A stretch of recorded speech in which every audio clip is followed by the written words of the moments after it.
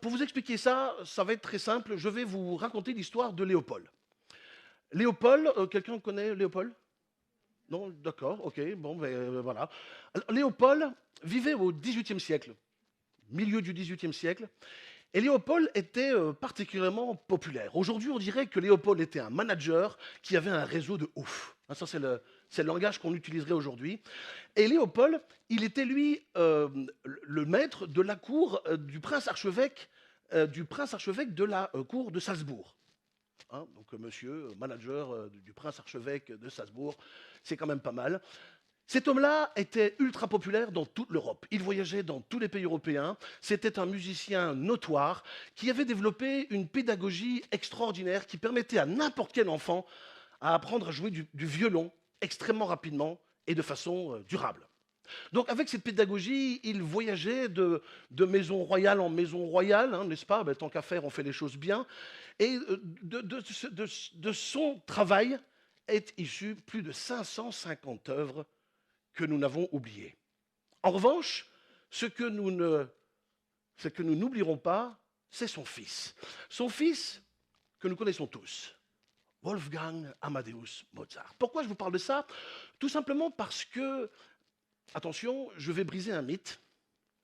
Et si Mozart n'était pas l'enfant prodige qu'on nous a vendu? Et si Mozart, au fond, n'était pas né avec ses gènes de musicien? Et si, au fond, Mozart était seulement quelqu'un qui était entré dans un environnement qui lui permettait d'être l'homme que nous connaissons aujourd'hui? Mozart est né donc dans une famille de musiciens à réseau incroyable, manager à la cour de Salzbourg. Cet enfant-là est né bien avant sa naissance d'ailleurs, avec des notes de musique en tant que fœtus, il les entendait. Donc lui, il a grandi avec ses notes de musique. Il avait 6 frères et sœurs, c'était le plus jeune de tous.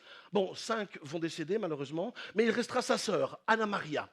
Anna Maria, que l'on connaîtra aussi, mais qui ne rentrera pas dans les annales autant que lui. Que s'est-il passé avec Wolfgang Amadeus Mozart? On dit toujours qu'à 5 et 6 ans, il faisait des concerts de clavecin, il était un enfant prodige, un génie, il avait l'oreille absolue. Oui, mais s'il n'avait pas autant travaillé. Oui, mais si son père n'avait pas fait preuve de pédagogie et s'il ne l'avait pas mis derrière un clavecin, à le faire exercer des heures durant chaque jour avec sa sœur Anna Maria, qui, en l'occurrence, à l'époque, avait autant de succès que lui. Anna Maria elle-même était musicienne, était elle-même génie et prodige. Pourquoi l'avons-nous oublié? Bien parce qu'à cette époque, désolé les dames, on vit bien meilleure époque maintenant, bien les femmes étaient à un moment donné vouées à faire des enfants.